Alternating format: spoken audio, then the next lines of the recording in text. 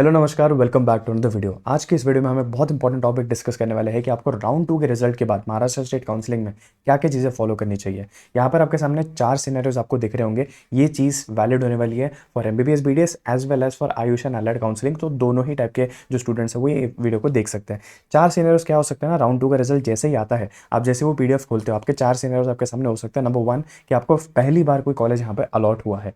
ठीक है, first round में फॉर एग्जांपल आप कट ऑफ से थोड़ा सा नीचे बैठते थे या फिर आपने चॉइस फिलिंग कुछ इस तरह से करी थी कि आपको फर्स्ट राउंड में कॉलेज नहीं मिला और अब आपको फर्स्ट राउंड में कॉलेज, अब सेकंड राउंड में आपको कॉलेज पहली बार मिल चुका है। तब आपको क्या करना चाहिए वो मैं बात करूंगा। नंबर 2, जिनका अपग्रेडेशन हो रखा हुआ है। अपग्रेडेशन होगा कैसे पता चलेगा, जब आप रिजल्ट डाउनलोड करोगे ना पीडीएफ, आपके नाम के सामने जो कॉलेज आएगा वो फर्स्ट राउंड के कॉलेज के डिफरेंट होने वाला है। ठीक है, आपको फर्स्ट राउंड में फॉर एग्जांपल बीजीएमसी पुणे मिला था, अब सेकंड राउंड में आपको केईएम वहाँ पे लिखा हुआ था, that is called as upgradation. ठीक है, थर्ड ऑप्शन हो सकता है आपका, दैट इज की नो चेंज, मतलब कि आपको फॉर एग्जांपल फर्स्ट राउंड में जो कॉलेज मिला था आपने वही कॉलेज फिर से वापस डाल दिया आपके प्रेफरेंस लिस्ट के अंदर, या फिर आपने नहीं भी डाला बट आपका कॉलेज चेंज ही नहीं हुआ, आपको फिर से वही कॉलेज अलॉट हो गया।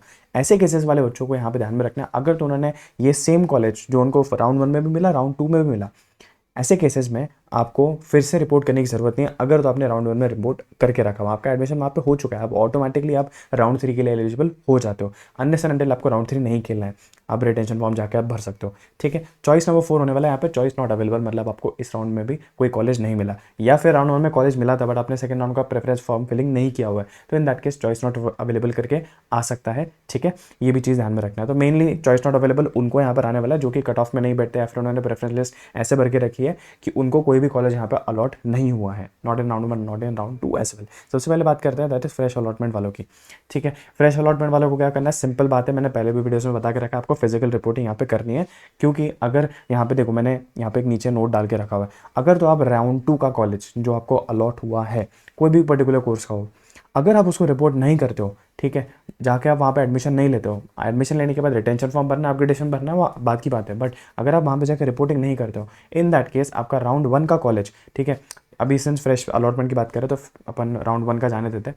राउंड 2 में आपको पहली बार कॉलेज मिला तो ये जो कॉलेज है आपका वो एडमिशन कैंसिल हो जाएगा, आपका रजिस्ट्रेशन भी कैंसिल हो जाएगा काउंसलिंग के अंदर। और अगर आपको राउंड 3 खेलना है, इन दैट केस आपको फिर से रजिस्ट्रेशन करना पड़ेगा, फ्रेश रजिस्ट्रेशन करना पड़ेगा, फिर से वापस सारे पैसे भरो एंड फिर उसके बाद आप राउंड 3 के लिए एलिजिबल हो पाओगे, अदरवाइज ऑटोमेटिकली एलिजिबल नहीं होने वाले हो। ठीक है, तो आपको क्या क्या चीज़ें करनी है, अगर आपको राउंड 2 में पहली बार कॉलेज मिल रहा है, इन दैट केस आपको ओरिजिनल डॉक्यूमेंट्स लेके जाने हैं, आपको अटेस्टेड जेरॉक्स कॉपीज लेके जानी है, डिमांड ड्राफ्ट उस पर्टिकुलर कॉलेज का जब ब्रोशर है वो आपको कॉलेज के ऑफिशियल वेबसाइट से डाउनलोड कर लेना है, जो भी कॉलेज अलॉट होगा। तो जैसे ही वो आपको पता चलता है कि आपको ये कॉलेज अलॉट हुआ है, उसके वेबसाइट पर जाओ, उसका ब्रोशर डाउनलोड करो, देखो पढ़ो ध्यान से कि उन्होंने क्या क्या चीज़ें मेंशन करके रखी हुई है, क्योंकि हर एक कॉलेज की अपनी अपनी खुद की डिमांड्स होती है in terms of documents, in terms of demand draft. तो सबका डिमांड ड्राफ्ट अलग होता है, सबके डॉक्यूमेंट्स कुछ ना कुछ ऊपर नीचे हो जाते हैं, तो वो देखना है आपको, ध्यान से देखना है। पेन ड्राइव भी बहुत इंपॉर्टेंट है, पेन ड्राइव में आपके सारे डॉक्यूमेंट्स होने चाहिए। महाराष्ट्र स्टेट काउंसलिंग में ये कंपलसरी होता है, बाकी स्टेट्स में नहीं होता, बट ये पेन ड्राइव भी बहुत ज़्यादा इंपॉर्टेंट है, एडमिशन नहीं होगा आपका वरना। ठीक है, ये फ्रेश अलॉटमेंट वाला चीज़ ध्यान में रखना है। रिपोर्टिंग के ऊपर, फिजिकल रिपोर्टिंग के ऊपर मैंने बहुत अच्छे से डिटेल में वीडियो बना के रखा, वो भी आप जाके देख सकते हो, बट आई गेस इतने से भी आपको आइडिया लग गया होगा।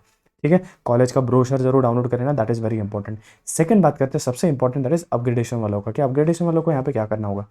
तो यहाँ पे ध्यान से समझो, राउंड 1 का जो भी आपका कॉलेज था, पहले तो जैसे आपका अपग्रेडेशन होता है, मैं आपको एक रूल यहाँ पे एक्सप्लेन कर देता हूँ। फॉर एग्जांपल आपको BGMC Pune for example round 1 में लगा था, राउंड 2 के अंदर आपको केईएम लगा है। अब आपका ऐसा होता है, सर पर मेरे को तो अब बीजीएमसी पुणे ही चाहिए, मेरे को केईएम नहीं चाहिए था। अब आपके पास कोई ऑप्शन ही नहीं है, बट क्योंकि आपका अपग्रेड हो गया ना, तो बीजीएमसी पुणे का सीट आपके हाथ से चला गया। जिनका भी राउंड 1 से राउंड 2 में कोई नया कॉलेज अपग्रेड हुआ है, इन दैट केस आपको राउंड 2 का जो कॉलेज है वो उठाना ही पड़ेगा, क्योंकि अगर आप वो नहीं उठाते हो, राउंड 1 की सीट तो आपके हाथ से ऑलरेडी जा चुकी है, सिंस आपका अपग्रेड हो चुका है, वो सीट किसी और को मिल गई है, तो आपको तो वापस दे नहीं सकते हो। As far as second round में जो आपको कॉलेज मिला, अगर आप वो भी छोड़ देते हो तो फिर आप ये वाली कैटेगरी में फॉल करते हो, दैट इज राउंड 2 का सीट छोड़ना। और राउंड 2 का अगर आप सीट छोड़ते हो तो in that case you will be required to do registration again, अगर आपको राउंड 3 में पार्टिसिपेट करना है। और मोस्ट प्रोबेबली अगर आप ऐसे सीट छोड़ दो तो आप राउंड 3 के लिए पार्टिसिपेट करोगे ही करोगे, बिकॉज आपको राउंड 1 में भी मिला था, राउंड 2 में मिला है, दोनों ही सीट आपके हाथ से चले गए, इन दैट केस आपको रजिस्ट्रेशन करना ही पड़ेगा, राइट। तो ये चीज़ ध्यान में रखना है कि अगर आप राउंड 2 की सीट छोड़ते हो, अपग्रेडेड सीट हो, फ्रेश अलॉटेड सीट हो, राउंड 3 में एलिजिबल होने के लिए आपको फिर से रजिस्ट्रेशन करना पड़ेगा। ठीक है, तो यहाँ पे बात करते हैं। सबसे पहले आपको क्या करना है, आपका राउंड 1 का जो भी अलॉटेड कॉलेज था उसके पास जाओ। ठीक है। उनसे सारे डॉक्यूमेंट्स कलेक्ट करो, उनसे पेन ड्राइव ले लो, उनसे डिमांड ड्राफ्ट ले लेना आपको, ठीक है। 1500 रुपये जो है ना वो कैंसिलेशन फीस होती है, बिकॉज आप वहाँ पे जाकर एडमिशन कैंसिल कर दो, राइट। तो 1500 रुपये जो है ना वो एडमिशन कैंसिलेशन फीस होती है, उतना दे देना। डिमांड ड्राफ्ट इंस्टेंटली मिलता है, ठीक है। कुछ बच्चों को ये बहुत इंपॉर्टेंट डाउट था कि सर डिमांड ड्राफ्ट कितने टाइम बाद मिलेगा। अब वैसे जैसे ही वहाँ पे जाओगे ना, आपने जो भी चीज़ें दे के रखी थी सब वापस वैसे की वैसे मिल जाएगी, बिकॉज कॉलेज जो है ना वो डिमांड ड्राफ्ट सबमिट नहीं करता है आपका।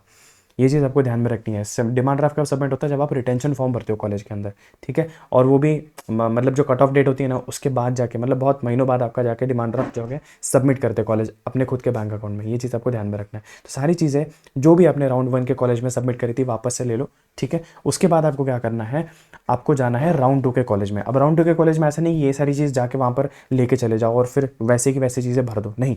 आपको राउंड 2 का पहले सबसे पहली बात तो ब्रोशर देख लेना है, ब्रोशर में क्या उन्होंने फीस भरी हुई है, बिकॉज फीस भरने को भूली हुई है, बिकॉज आपको पता है कि हर एक कॉलेज का फीस जो है वो डिफरेंट करता है, ठीक है। कैटेगरी वाइज फीस जो है वो डिफरेंट है। तो आपको एक नया डिमांड ड्राफ्ट यहाँ पे बनाना है एज पर राउंड 2 का कॉलेज। ब्रोशर में राउंड 2 के कॉलेज में क्या क्या डॉक्यूमेंट्स देके रखे हुए आपको उस हिसाब से डॉक्यूमेंट्स को अरेंज करना है, पेन ड्राइव में उस हिसाब से आपको डॉक्यूमेंट्स को रखना है, ठीक है। तो यहाँ से सारी चीज़ जैसे आप कलेक्ट कर लेते हो ना, आपको खोलना है राउंड 2 का ब्रोशर, ठीक है। राउंड 2 का ब्रोशर खोलो, उसमें देखो, मतलब राउंड 2 के कॉलेज का ब्रोशर जो भी आपको अलॉट होता है वो आपको खोल के देखना है, उनकी क्या क्या रिक्वायरमेंट्स है, उस अकॉर्डिंग आपको अब राउंड 2 के कॉलेज में जाके रिपोर्ट कर देना है। अब मेरे को बोलोगे सर मेरा यहाँ वाला कॉलेज और यहाँ वाला कॉलेज जो है ना वो बहुत डिस्टेंस पे और हमको तो सिर्फ 4 दिन ही दिए गए, उससे फ़र्क नहीं पड़ता उन लोगों को, उन्होंने 4 दिन दिया हुआ है, मतलब 4 दिन में ही आपको ये सब चीज़ें जो है वो ख़त्म करनी है। यहाँ से वहाँ भागने वाली जितने भी प्रोसीजर है ये सब आपको करना पड़ेगा। There is no other option than this, ठीक है। ये चीज़ ध्यान में रखना है। सारे डॉक्यूमेंट्स, नया डिमांड ड्राफ्ट और पेन ड्राइव के साथ आपको राउंड 2 के कॉलेज में यहाँ पर रिपोर्ट करना है। उसके बाद फिर आपके पास ऑप्शन होता है अपग्रेडेशन के लिए ऑप्ट करो या फिर रिटेंशन के लिए ऑप्ट करो,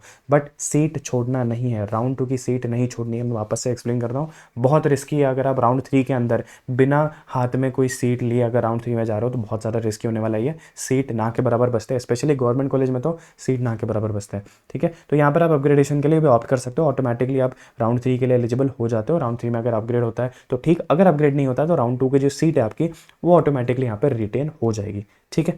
थर्ड पॉसिबिलिटी के बारे में बात कर लेते हैं यहाँ पे, जो मैंने स्टार्टिंग में बता दिया था, दैट इज़ नो चेंज, कि मतलब आपको जो कॉलेज पहले मिला था वही कॉलेज अगर वापस से मिल गया, ठीक है, या फिर आपका अपग्रेडेशन नहीं हुआ, इन दैट केस आपका फर्स्ट राउंड का जो एडमिशन है वो आपके हाथ में ही रहता है। अब ऐसे में आप मेरे को पूछोगे कि सर राउंड 3 में क्या मैं ऑटोमेटिकली एलिजिबल हूँ, तो yes you are automatically eligible. और अगर राउंड 3 में भी आपको अपग्रेडेशन नहीं होता है, इन दैट केस आपका राउंड 1 का जो सीट है वहाँ पे ऑटोमेटिक रिटेंशन भर जाएगा, सिंपल। राउंड 2 में जो आपको कॉलेज मिला, अपग्रेडेशन से मिला, उसके बाद फिर से आपने अपग्रेडेशन के लिए ऑप्ट किया और राउंड 3 में आपको अपग्रेडेशन नहीं हुआ या फिर वही कॉलेज वापस से मिल गया, तो वो जो कॉलेज है वो भी आपका ऑटोमेटिकली रिटेन हो जाएगा, ठीक है। और जिनका चॉइस नॉट अवेलेबल है ना वो भी ऑटोमेटिकली एलिजिबल है फॉर राउंड 3, उनको भी टेंशन यहाँ पे लेने की ज़रूरत नहीं है, ठीक है। ये चीज़ें आपको ध्यान में रखनी है। राउंड 3 का मैं थोड़ा सा रजिस्ट्रेशन के बारे में बात कर लेता हूँ। राउंड 3 का रजिस्ट्रेशन किन्हें करना है, सबसे पहले जिन्होंने राउंड 1 में रजिस्ट्रेशन नहीं किया था, जिनका रहेगा किसी भी रीज़न से, ठीक है। नंबर 2, जिन्होंने राउंड 2 का कॉलेज जो भी उनको अलॉट हुआ उन्होंने अगर वो रिपोर्ट नहीं किया, देन इन दैट केस आपको राउंड 3 के लिए रजिस्टर करना पड़ेगा। Number 3, whose admission gets cancel due to wrong documents, अगर आपका एडमिशन कैंसिल हो जाता है because any of the wrong documents, then in that case आप राउंड 3 के लिए रजिस्ट्रेशन कर सकते हो। अब बहुत सारे बच्चे ऐसे आए जिनको ऐसा है कि उनको कैटेगरी चेंज करनी है राउंड 3 के अंदर, तो यहाँ पर आपको ध्यान में रखना है, जो आपको कैटेगरी चेंज करनी है ना, तो आप हाथ में सीट पकड़ के आप राउंड 3 में जाके रजिस्ट्रेशन नहीं कर सकते। तो राउंड 2 का जो भी आपको सीट अलॉट होगा ना वो सीट मत लो, राउंड 3 के लिए रजिस्ट्रेशन करते टाइम आपकी कैटेगरी चेंज कर दो। ये आप कर सकते हो, थोड़ा सा रिस्की है डेफिनेटली, वो आपकी चॉइस है, बट मैं आपको बता दिया जिनको भी कैटेगरी चेंज करना है, ठीक है। ये चीज़ आपको ध्यान में रखनी है as far as your round 2 result जैसे ही आपका आ जाता है, ठीक है। आई थिंक आज आ जाएगा, सिंस मैं आज 30 सितंबर को ये बना रहा हूँ। और आई होप वीडियो आपको हेल्पफुल लगा होगा। अगर ऐसे वीडियोस आपको हेल्पफुल लगते तो यार नीचे कमेंट सेक्शन में एक अच्छा सा कमेंट छोड़ के जाया करो और वीडियो को लाइक ज़रूर कर देना, ठीक है। सब्सक्राइब करने में मैं बोलता नहीं हूँ बिकॉज आपको पता है कि आपके लिए कंटेंट जो है बहुत ज़्यादा हेल्पफुल होता है, तो अपने आप ऑटोमेटिकली आप सब्सक्राइब कर ही देते हो, ठीक है। सो मैं मिलता हूँ आपसे अगली वीडियो में, होपफुली राउंड 2 का कट ऑफ हम डिस्कस कर रहे होंगे नेक्स्ट राउंड के पहले। So I will meet you in the next video, till then bye bye.